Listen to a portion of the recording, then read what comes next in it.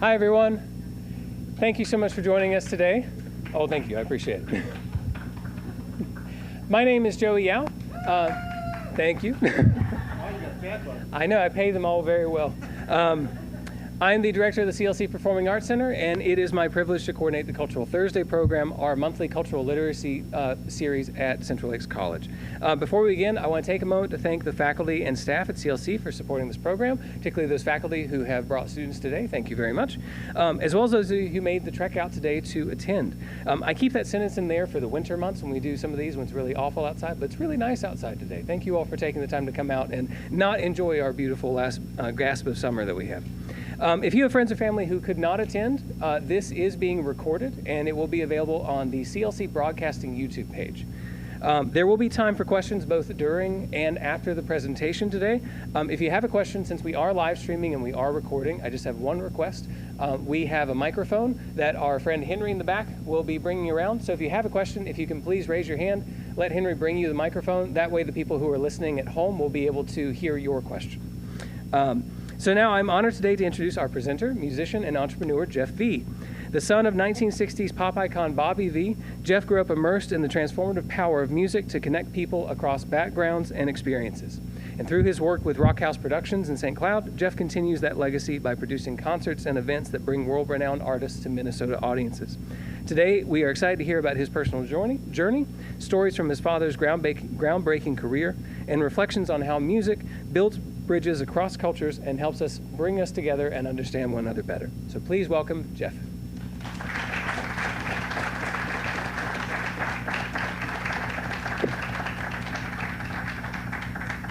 Starting with a little history lesson here. Here's the video. I try so hard, my dear, to show.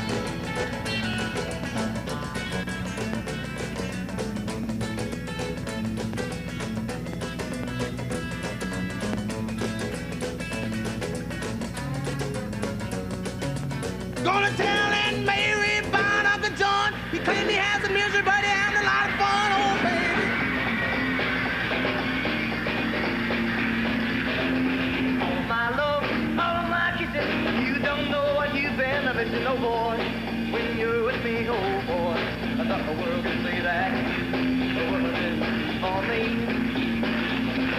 Stars appear and the shadows are falling. You can hear my heart calling. A little bit of loving makes everything right. I'm gonna see my baby tonight.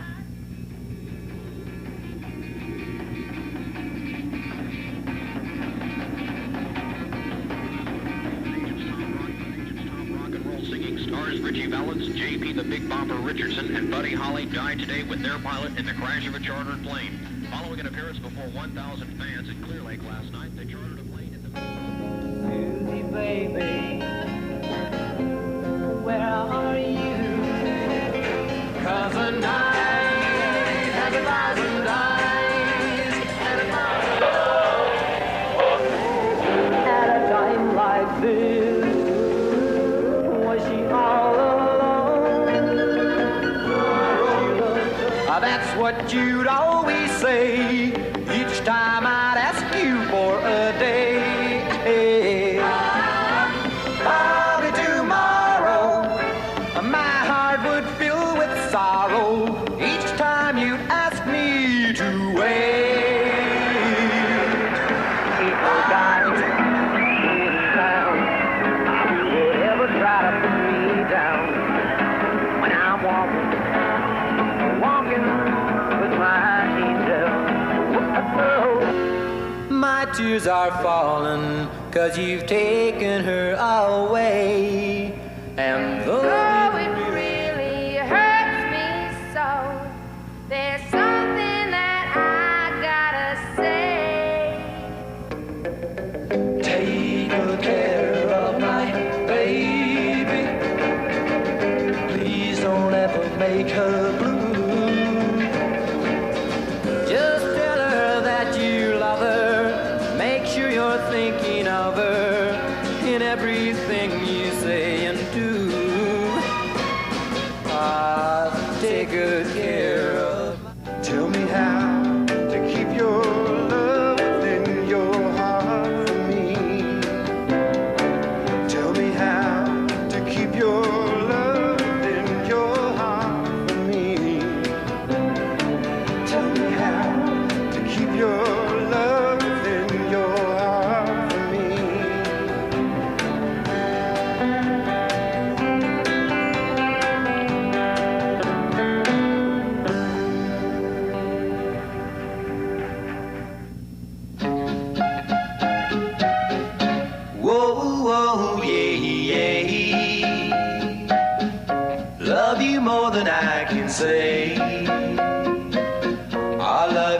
twice as much tomorrow. Whoa, whoa, love you more than I can say. Whoa, oh, yeah, yeah. I miss you every single day. Why must my life be filled with sorrow? Whoa, whoa, love you more than I can say. Don't you know I need you so? Need you so. Tell me please, I gotta know. Do you mean to make me cry? Am I just another guy? Whoa, oh, yeah, yeah.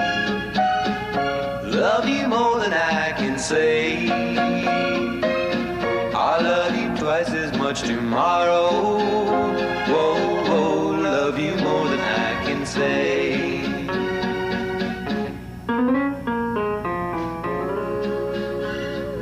There's a little history for you guys, and there'll be more history in the next 20, 30 minutes. But the first part of that video we put together, we were, a number of years ago, we were asked to play a show in a museum, and my dad joked that pretty soon all of our shows will be in museums. And so it seemed like a fitting way to tell the story.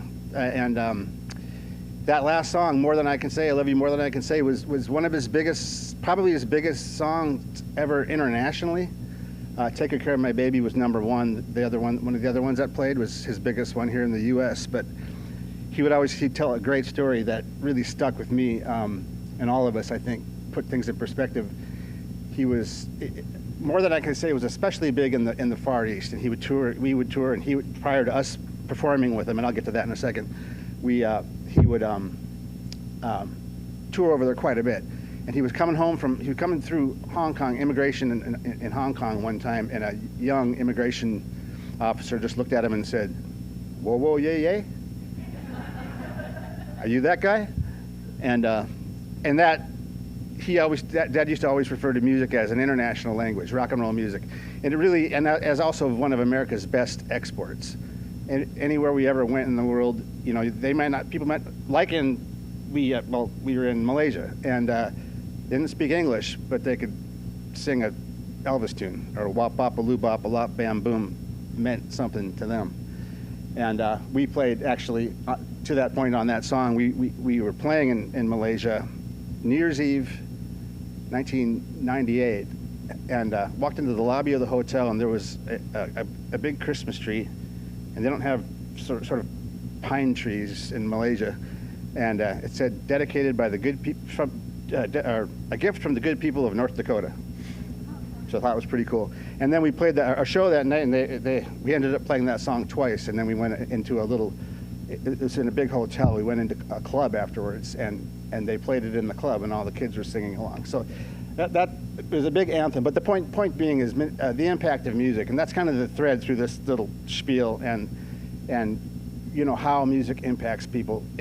In simple ways, just having a good time, right? We all know what music moves us, what music can do, give you a little break from your day-to-day routine, but it can be a deeper, more meaningful thing too. We grew up and touring with my dad. Here, flip the images here. Oop, there it is. So that's me in my natural habitat. Usually behind everybody, not at the front of the stage, but again, it's great to be here. Thanks for having me. I was looking forward to doing this. I do presentations occasionally, but they're usually on birding, because that's the thing I've gotten into more than music in recent years. But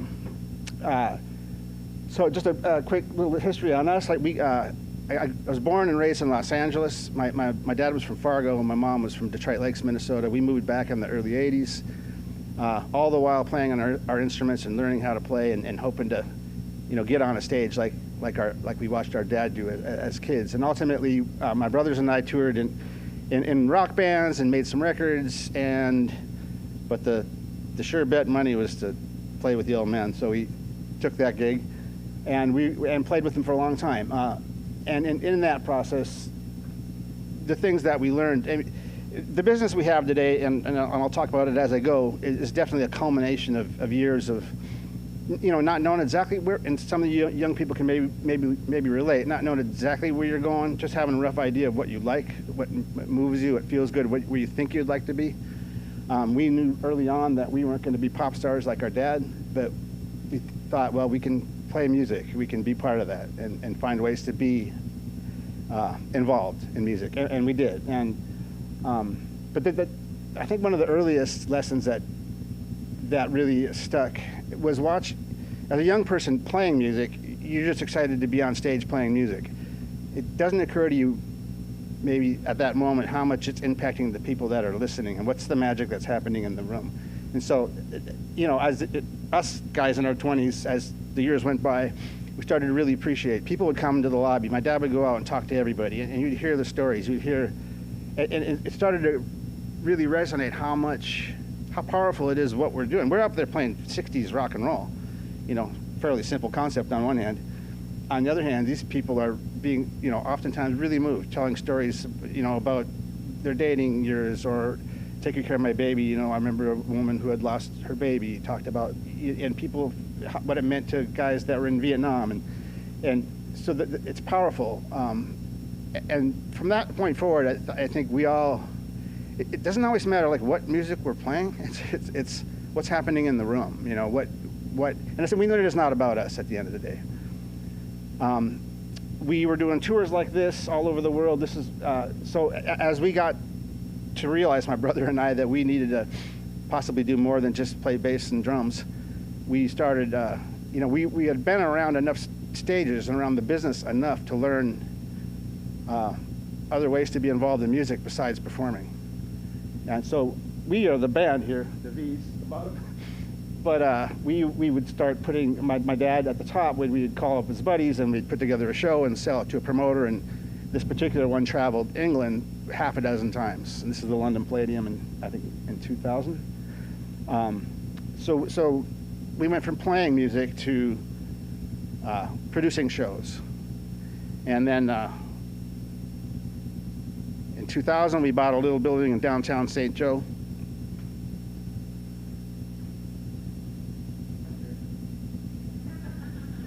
It's the old bank.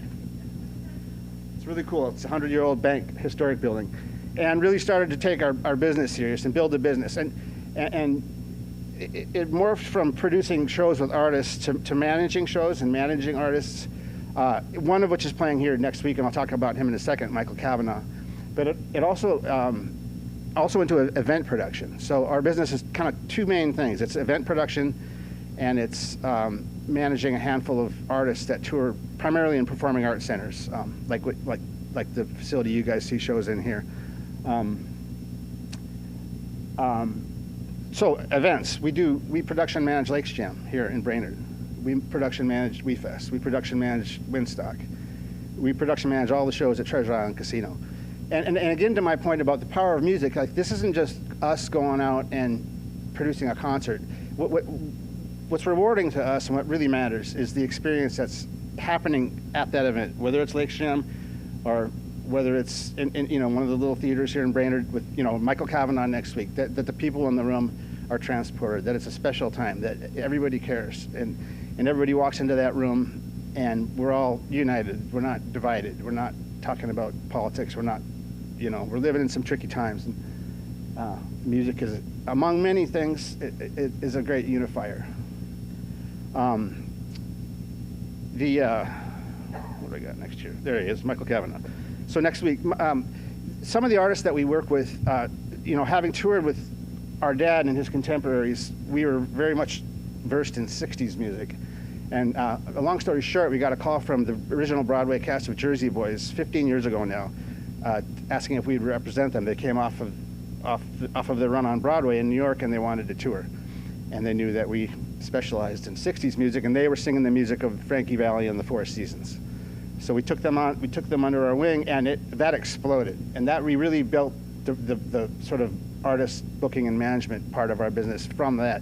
And again, that's not something I could have planned. I didn't sit there trying to be a booking agent. It just happened.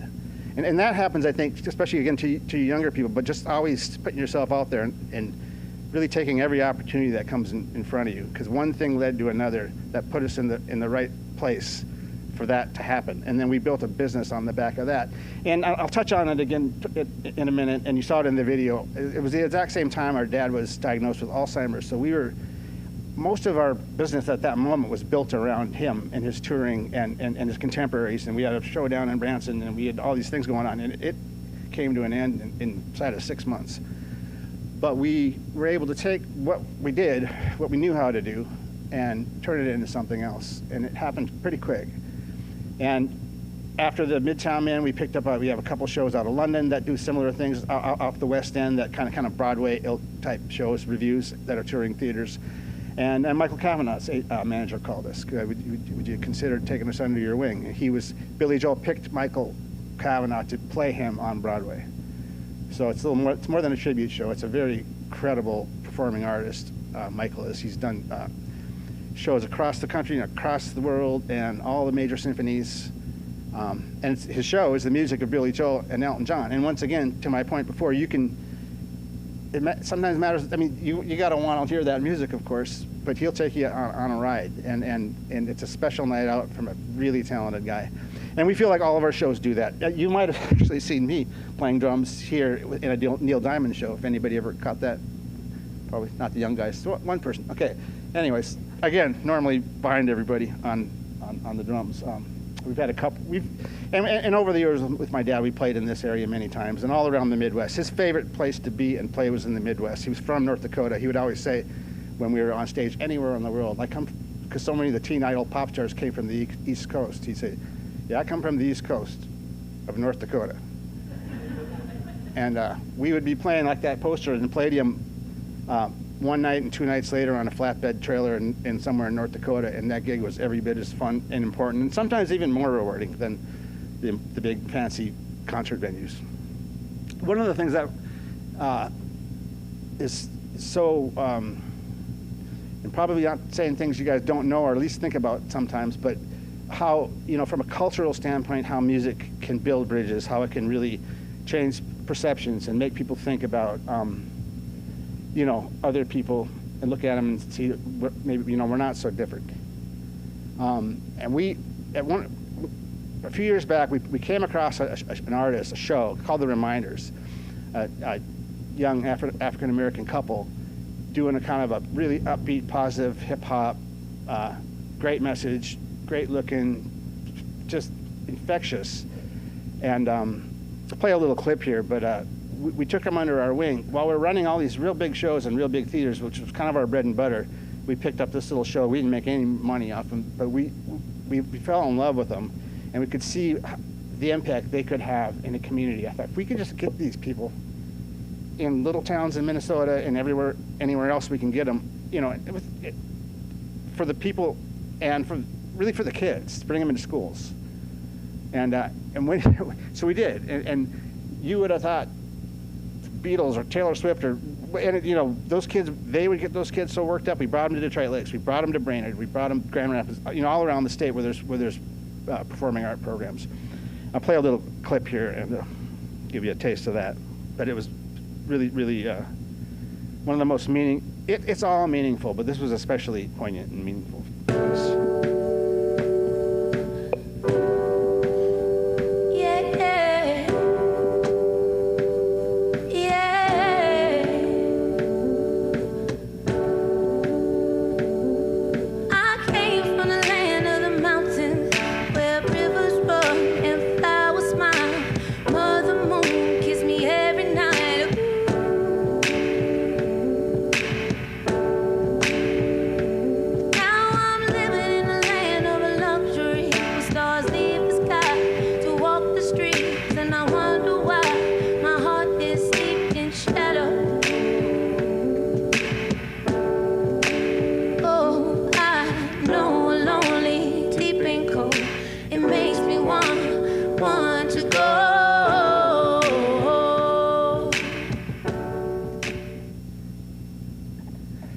Those words kind of speak for themselves, but it was awesome to watch the experience, especially with the kids. And we brought, we would bring them in for a concert. We'd spend a day or two in any given town, kind of go to the schools first, so by the time the concert hit, people would know who they were.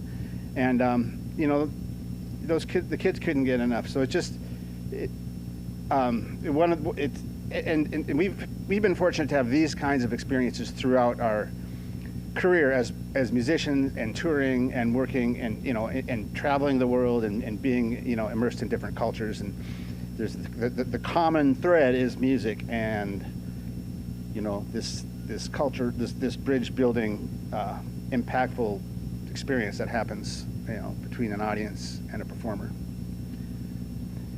I'm going to speed up a little bit because I'm just rambling. This is where we start in a roundabout way. Our business started in February 3rd, 1959. You saw in the opening video, my dad was 15 years old living in Fargo when Buddy Holly, Richie Valens, and the Big Boppers' plane crashed en route to Fargo.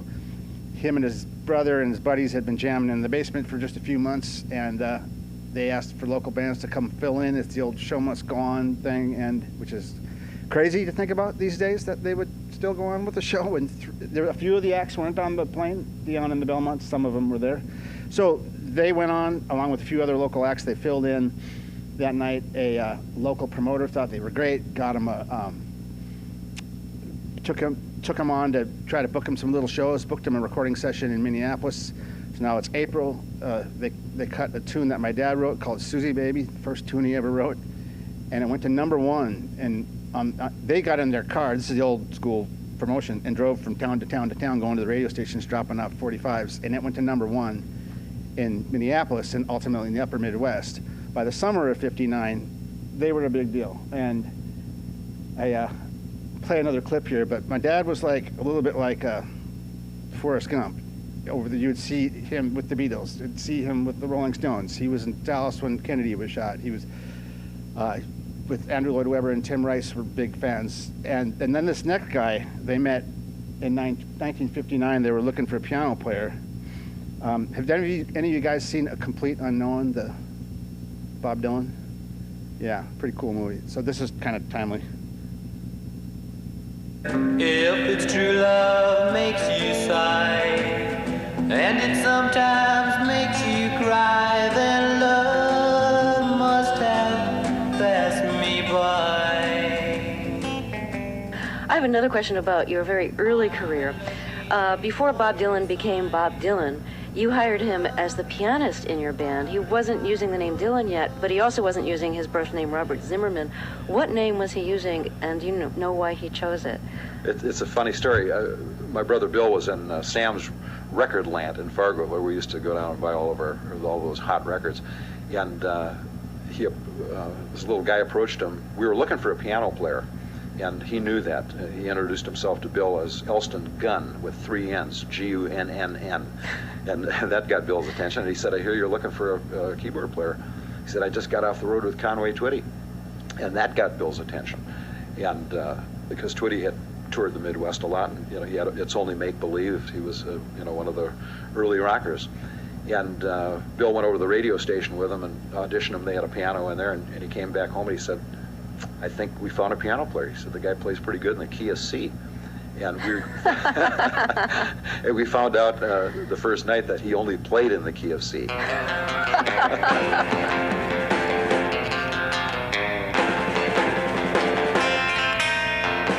So it was funny. We picked him up for the job, and we bought him a shirt to match ours, and he didn't have a piano. He said, where's your piano? He said, I don't have one. So he thought, well, we got a piano player without a piano. And it just so happened that it was a church basement or something that we were playing, and there was an old piano in there, rickety old out-of-tune thing, and he played that. And then if we were playing a song in any other key, he would come up and sing background parts, and he would do sort of hand claps. And so he was a wiry, funny guy.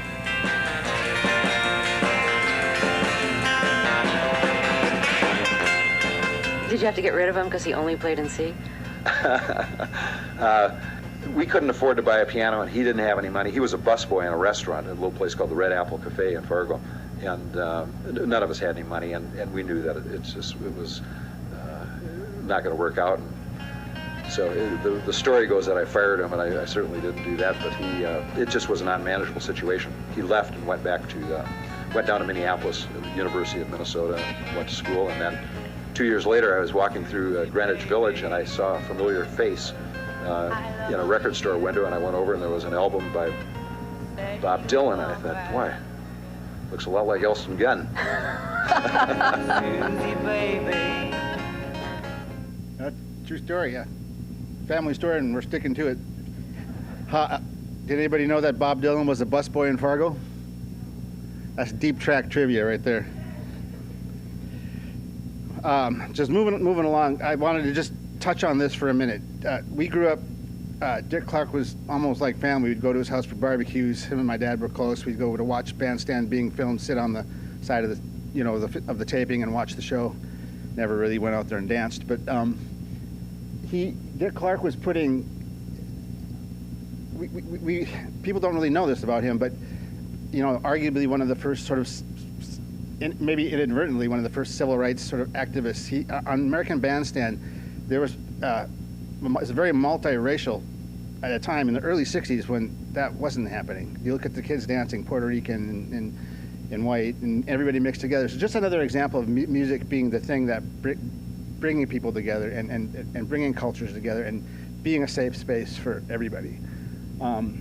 We went on to tour in later years to tour with Dick continued to do some live touring, and we got to do a little bit of that with him as the backing band. They told a lot of stories. Shirley from the Shirelles, and that one poster on the end talked about how Dick would, touring the South, there was still segregation, and he would stay at their hotel because they had to go to the black hotel and make sure that they were safe and everything. And my dad talked about the first time they drove from Fargo to New York to rehearse for the tour, and all of a sudden they're in a room full of the Drifters and the Coasters and Little Anthony and the Imperials, and how in Fargo growing up they never saw a black person. It was just. But by the time they got on that bus and hit the road, everybody was friends. They were sort of colorblind. They were just all on the same bus, all on the same page, all, not thinking about their differences. So again, and that's music doing that. I love this quote by Tom Petty. It's kind of, again, speaks to the sort of thread through this whole thing. You can just read it.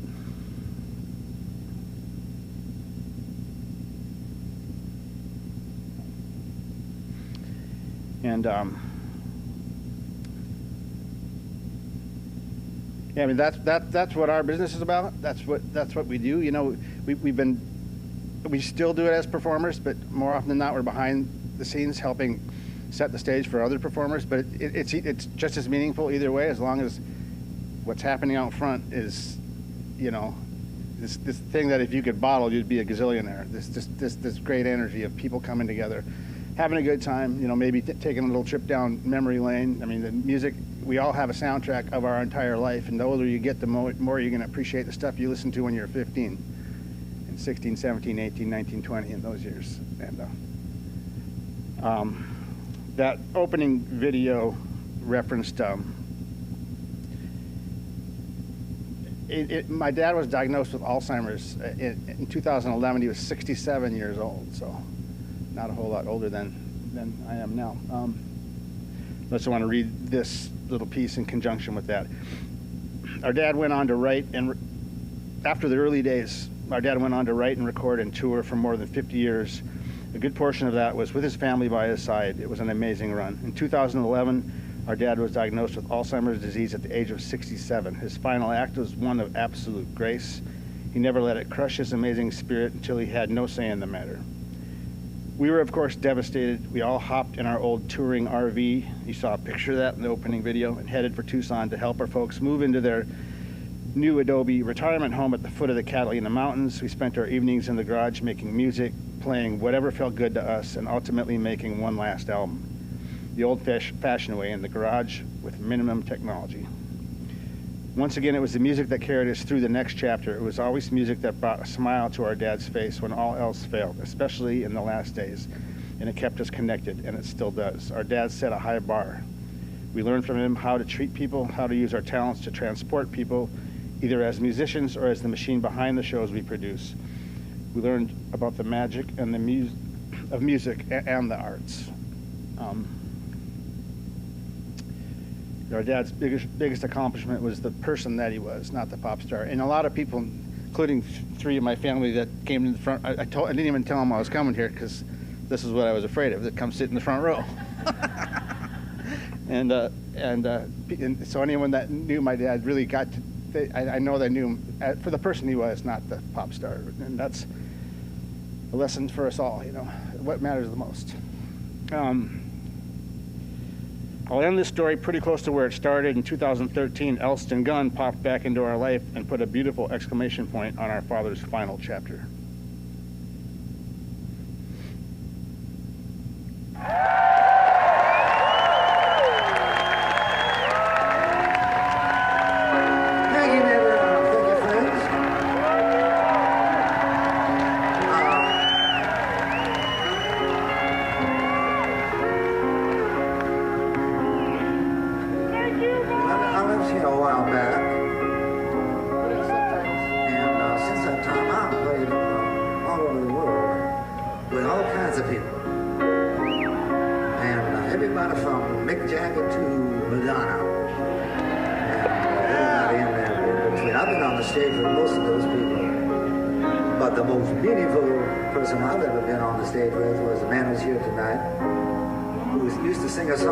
Susie Baby. And I want to say Bobby V is actually here tonight.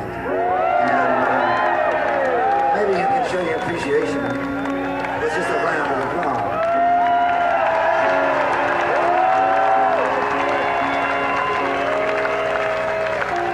So we're going to try to do this song.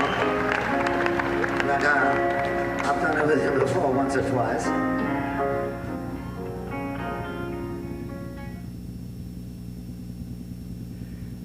Yeah, so they went on to cover that song, Susie Baby. Dylan, for one, doesn't ever talk. I don't know if anybody's ever seen him.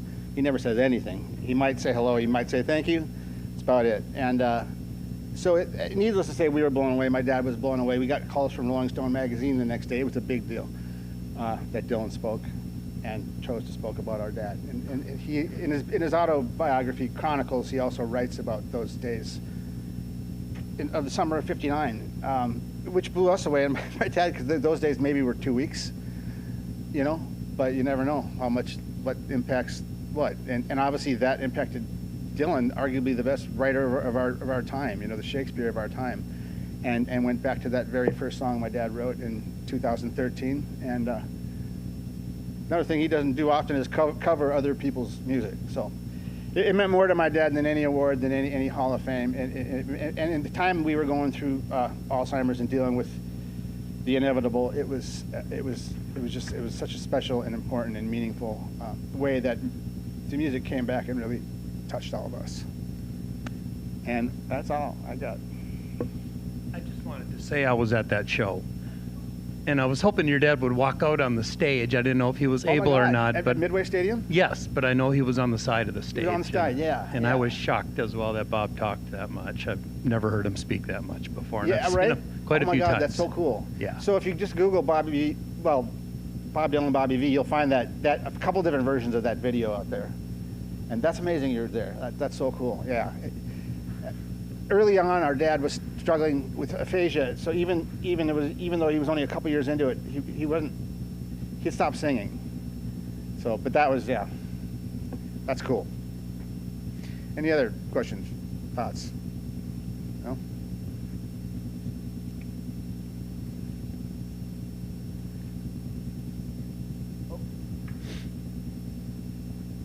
Okay, here you go. I was just wondering, what was your favorite concert when you were a young person, and why?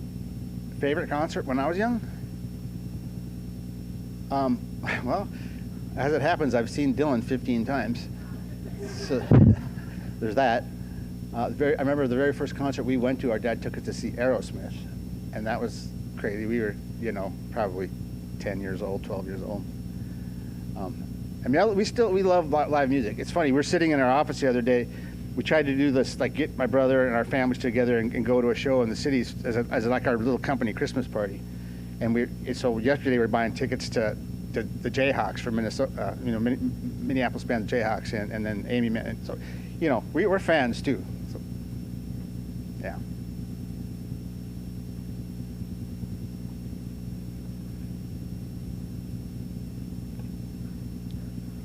Minnesota really seems to have a vibrant music background. We have a lot of people who seem to come here and want to play. I'm wondering if the amphitheater in St. Cloud has opened up some more of those experiences for people to come in more to central Minnesota, and people don't have to drive quite so far.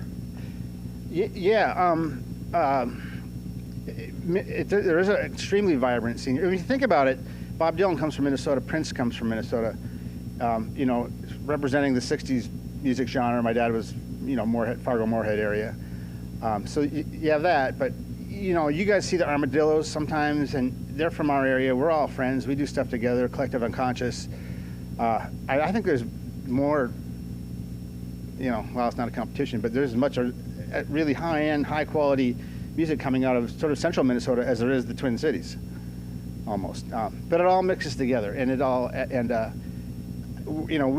we love being part of the Minnesota music scene and bringing shows in, international shows, and bringing shows in from around the world. I mean, we used to bring Little Richard in, and Dick Clark came in one time, actually, for shows in St. Cloud that we produced years ago with my dad. But yeah, no, it really is. We travel enough to know that not every state and not every region has the amount of sort of musical vibrancy that we do here. No lie.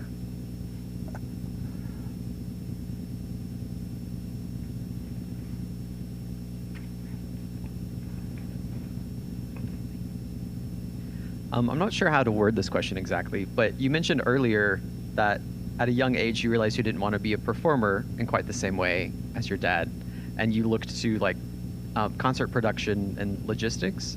Can you talk about that experience that you found on the non-music side of music events, and then how that changed your relationship to actually playing and drumming as you continued on through your career? Yeah, say again, the non-music side. What about the non-music side? Yeah, so how did you find yourself? You said you didn't want to be a performer quite the same way. Yeah. Yeah. And then how did you fall into concert production and all of that other stuff? And how did that change your relationship to playing music? For sure. Yeah, I got you. Yeah, I mean, we used to joke, if your dad sells shoes, you can probably do that. If your dad's a plumber, you can probably just do that. If you own a store, you can probably inherit that. Or if your dad's a doctor or a lawyer, you might be able to study hard and be that. But if your dad's a pop star or a baseball player, or, it's a long shot, And look, I knew early on when I listened to my voice crack on tape that I wasn't going to be a singer. And, my brothers sing a little better. My cousin sings really well. We feel just blessed beyond, we had a unique sort of upbringing in and around show business. Lots of people do. And so, along the way, we realized we weren't going to be a pop star or a rock star. And, I wasn't going to slug it out as just a drummer. I think it's part of it just the way I was wired, and my brother too. Every event we did, we kind of watched how it worked. I thought, well, we can do this. We can, make this thing work. And we were, and again, growing up in California, when we were at a taping of American Bandstand, we'd go to live tapings of television shows, and we, my dad had friends that were producers. We watched how you didn't see them on the screen; they were just making it work. And so it was, so that happened in bits, just in little bits. We managed one little event for years, then we picked up another event, and and then we had, it was a real slow kind of tortoise in the hare. We were a big-time tortoise, just inching our way along and grabbing a client here and there. And now we have a lot going on. And it's just, like I said before, we feel like whether we're performing or just standing alongside the stage while, Jason Aldean's playing or whatever, we feel like we're all, we're helping make that happen, and we're part of the magic that's going on that day. And it's meaningful. It's important to us, and it's got to be important to you guys too, especially again the younger people trying to decide where you want to go with your life. That you have that there's meaning in it, and it'd be easy to just be behind the scenes, just doing a job and collecting a paycheck, or you can really care about what's going on and everybody around you, and get to know people and make relationships. And I think that's what's pushed us along, because we constantly get calls and people say, yeah, everybody says you guys are great to work with. So will you come help us with our event?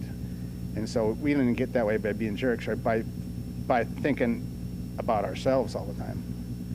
So it's a unique thing. I don't think you could go to college. I want to do what that guy does. We evolved into it over years of just the path. We kind of let the path lead us a little bit, which is is a reasonable way to go. I think as long as you always put your best foot forward. That kind of get you? Yeah. Thanks, man.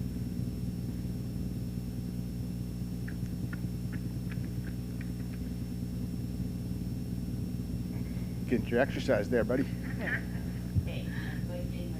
Get your steps in, right on. I started keeping track of my steps lately, too. It's kind of, yeah.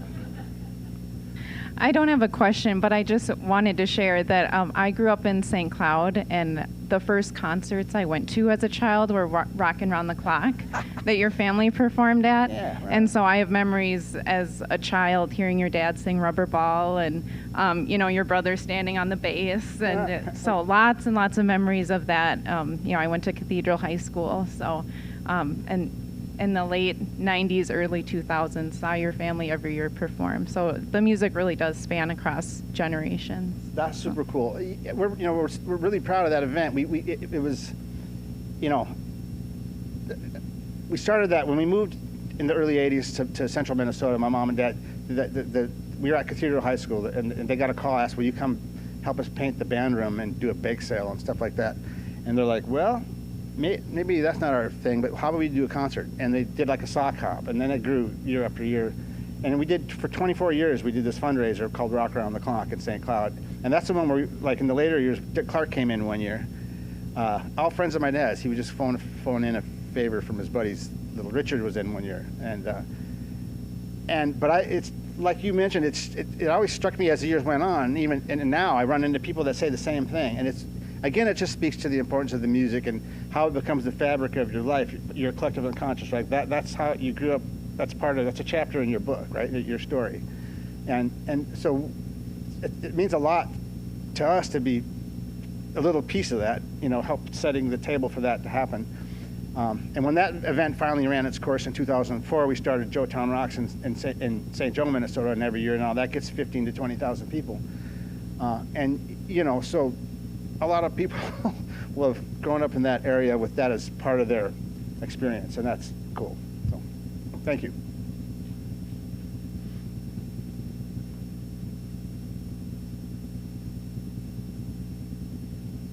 Oh, here comes the deep track question. Uh-huh. You're not going to get by without a question from your auntie. Yeah. I remember you were in college at St. Cloud, and you were in a music degree or music business. Just thinking, because we're in a school right now, yeah. that you did use, that was an avenue also. It's so multi. Oh yeah.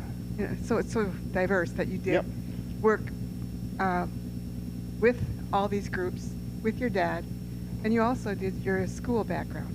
Yeah, I didn't really talk about school, but I went to the U of M out of high school. Okay. But your degree was in like production or music? It was business at the end of the day. Okay. And music. Music, yeah. Okay. I just want, as an auntie, just want to bring that out. Another thing that's really important. Mary, yeah. Your other auntie just gave me an idea, another one, is that you're always, as a business and as performers and supporting other performers, you always give back to your community, whether it's Cathedral High School or St. Joe. I mean, it's just a circle of giving. Yeah, I appreciate that. I've experienced. And speaking of your dad, our brother-in-law and uncle to Sally, you did say that what hit me was it was the person of Bob that is really most important. And he was. Yeah. And your mom, but yeah, a shining person. His music was awesome, but foremost, he was this wonderful guy. Yeah. Appreciate that. The piece I read about my dad's Alzheimer's, I read it this morning to my wife, and I got teary too, so I thought, oh God, I'm going to be able to do this. And yeah. appreciate that. Look, giving back. If everybody picks up one piece of garbage a week, the planet gets a lot cleaner really fast. If everybody does a little bit, we're fortunate in our business of music to have a few tricks that not everybody has, and we were raised that way too. This event that you referred to about Rock Around the Clock, it was a big give back to the community, and we started others since then. We make our living in and around the music business, and then we give some back here and there when we can. And that's the story of the Reminders too. That little group we brought in, and we ran them all around the country for a few years. It wasn't an expensive show. You make your money on commission margins, but we put everything we had into that little show, just because for us it was more about how they were impacting communities and young people. I mean, we're living in some tricky times, and I just we need as much of that kind of thing as possible, in my opinion.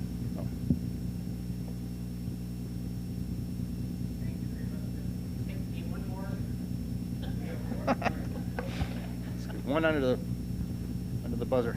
Who would you consider some of the really good to great musicians of today's world? I don't think of it as musicians, more as performers. I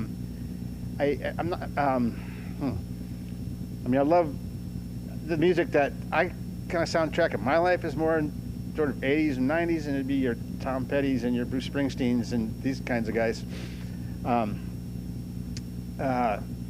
Jason Isbell is one of our favorites. He's an Americana, very current contemporary Americana singer-songwriter. There's some great music coming out of Nashville. It's not my total cup of tea, but in and amongst it is some phenomenal stuff. And we produced an event called Halfway Jam years ago. It was an 80s rock festival in central Minnesota, and I didn't ever really like 80s rock, Poison, hairband type stuff, Motley Crue and all this, but there wasn't one single show that wasn't great.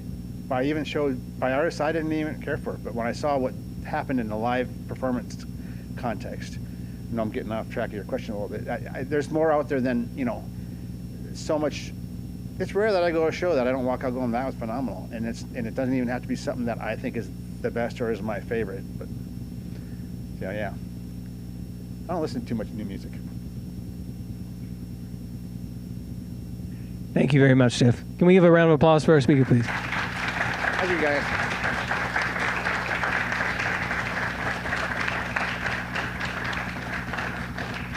Folks, thank you so much for attending today. We hope that we'll see you next month when Julie Jo Larson will be presenting our next Cultural Thursday. And then I'm sure Jeff will be around if you have any more questions and would like to ask him. And thank you, and we look forward to seeing you again.